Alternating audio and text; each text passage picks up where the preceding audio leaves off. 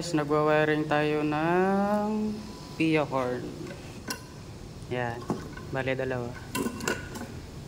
Galing pa yan Pilipinas, pinadala ni Darlene. Bale ang gagawin natin ngayon is meron tayong high tsaka low. Pwede yung stock, pwede yung loud horn. So ganito siya guys. So, dali lang mag-wiring sa e-bike. Pero hindi pa yan ayos, ayusin pa natin yan. Sample.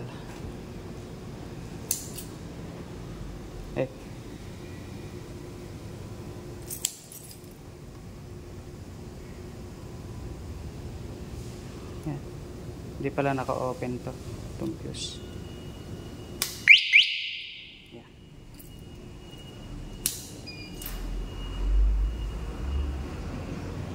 So pag pataas natin, itataas. Loud horn, lakas niya. Tapos pag ibababa natin, ang tutunog yung maliit, yung stock. Ayan na. Diba? Okay na guys, sa mga nais magpa-wiring, PM nyo lang po ako. Thank you.